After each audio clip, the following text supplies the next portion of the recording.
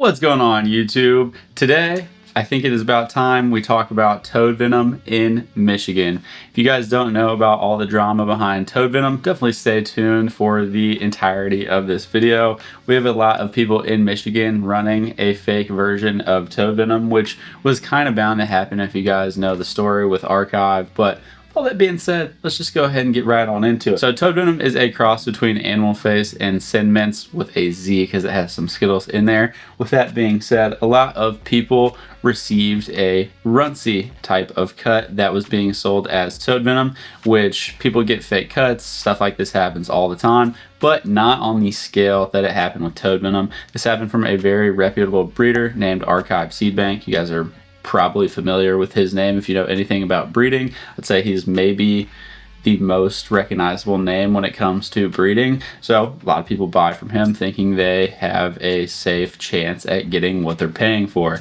He sold about $500,000. Obviously no one really knows the numbers, but like over $500,000 of a fake cut.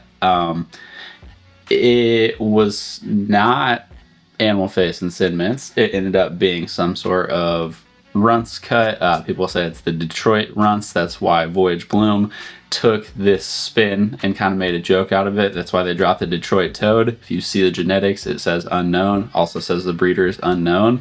It is some sort of Runts is what they believe. It smells very Runtsy.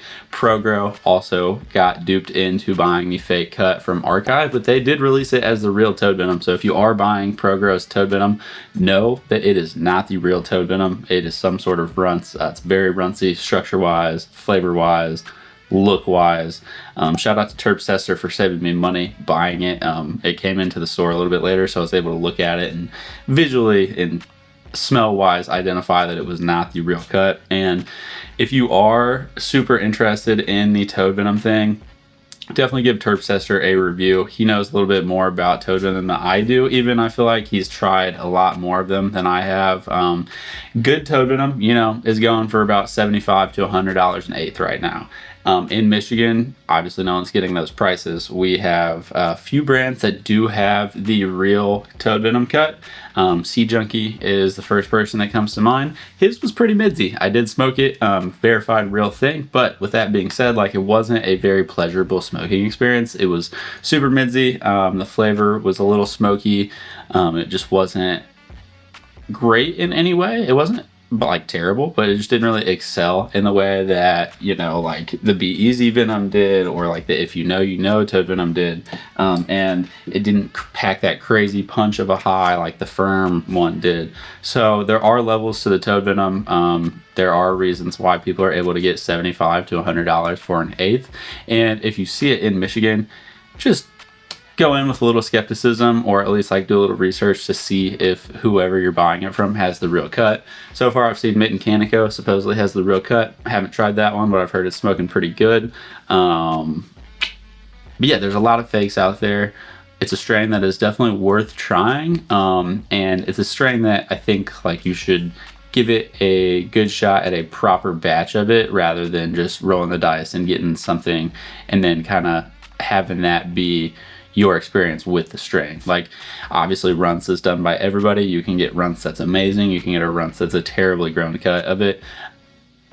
Same thing's going to happen with toad venom. Obviously when something gets popularized, it gets watered down, and people want to make money, hop on the trend. So people who aren't as good as growing will try to take advantage of that and then water down the strain, and then it just becomes something that people try and are like, oh, it's not that good. I don't see why people hype it up. Like you pay $100 for this, and it's like, well, yeah, this is not that. So I want everyone to understand, first of all, fake toad venom floating around Michigan.